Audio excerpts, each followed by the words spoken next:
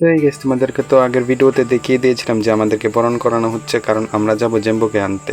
তো এখানে মূলত ছিলাম আমি আর আমার মেজো কাকা, আর ছিল আমার একটা দাদু। তো আমাদেরকে এখন বরণ করানো হচ্ছে। বরণ করানোর পরে আমরা কিছুক্ষণ পরে আমরা কিন্তু চলে যাব জামাইবাবুর বাড়িতে বা জেম্বোর বাড়িতে জেম্বোকে আনতে।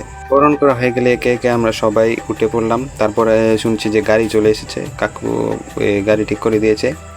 গাড়ি আসার সাথে সাথে আমরা কিন্তু গাড়িতে করে চলে যাচ্ছিলাম। তো বেশি দূরে তো না, গয়ারপুর আমাদের এই যে এম্বুর বাড়ি। নিয়ম যেহেতু আনতে তো যেতেই হবে, তো আমরা কিন্তু আনতে গিয়েছিলাম। আর আগের ভিডিও তো কিন্তু দেখিয়ে দিয়েছিলাম কি কি নিয়ে যাচ্ছি।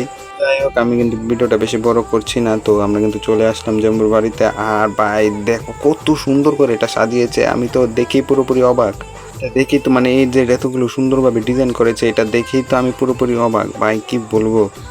আর আমি বলছি কি জানো তো, যে বড় একটা ভিডিও নিয়ে আসবো সব কিছু, মানে সেদিন বিয়ের আগের দিন কী কী করলাম বা বিয়ের দিন কী কী করলাম, দুটো দিনের জন্য দুটো ভিডিও আমি নিয়ে আসবো ভাবছি। আমি মূলত এই ভিডিওটা কিন্তু বেশি বড় করব না, কারণ ভিডিও বড় করলে কিন্তু সেভাবে একটা রেসপন্স পাই নাই, অনেক কষ্ট হয়ে যায় ভিডিও এডিটিং করতে। তার জন্য কিন্তু আমি ভিডিওটা বেশি বড় করছি না। এই এখন যে লুকটা দেখতে পাচ্ছ, এটা হচ্ছে আমার জামাইবাবুকে আনতে যাওয়ার সময় লুক, আর বিয়ের লুকটাও পরে শেয়ার করবো। আজকের জন্য এতটুকু।